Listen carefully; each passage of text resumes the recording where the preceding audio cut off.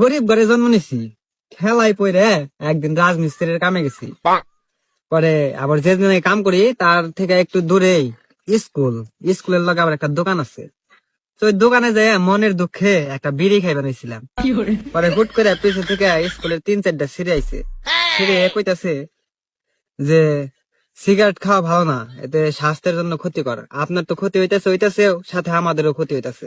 এ পরে আমি আবার ঠাস করে কয়ে দিছি, এতই কানেকশন আর আপনার আর আমার মধ্যে, আমি খাইতেছি আপনারও ক্ষতি হইছে। হায় রে, এই কানেকশনটা যদি আগে থাকতো তাহলে কি আর সিঙ্গেল থাকতাম।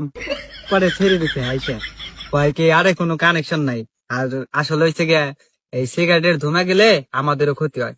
আমি কই থাক সমস্যা নাই, বুঝছি কানেকশন আছে, কি করবো কন, পটান তো লাগবো, যেভাবে পারি পটিয়ে নেই।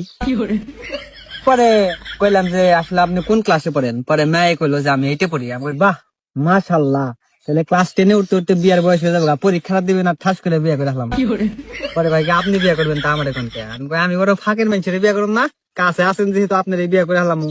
দোকানদারে খেলে আমার কথা হয় না আসে, কপাল ভালো কিলকুতা দেয় নাই। যাই হোক, পরে কইলাম যে তাহলে কেমনে কি কন, আমি তো প্রতিদিন কামে আহি না, মাঝে মধ্যে কামে আহি, তাহলে আপনার লগে একটা কানেকশন করে দেন। পরে মেয়েও কইলো যে না, কথা খারাপ কর না, আসলে আপনি দেখতে কালা হলে কি হইবো, সুন্দর আছেন।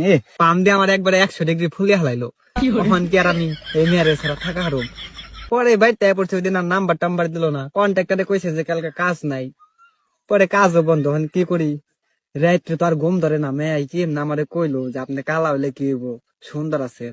রাত্রে খালি ছটফট করবার লাগলাম। পরের দিন সকাল হইতে না হইতেই গেছি গা স্কুলের সামনে, 7টা বাজে গেছি, কামেও যাই না আমি 7টা বাজে, কামে যাই পৌঁছাইলো 8:30 বাজে, কন্ট্রাক্টরে খালি বকে। ওই দিন আবার 7টা বাজে একবার স্কুলের সামনে যে পড়েছি, কিন্তু স্কুলে মেয়ে আহে 9টা 9:30টার সময়।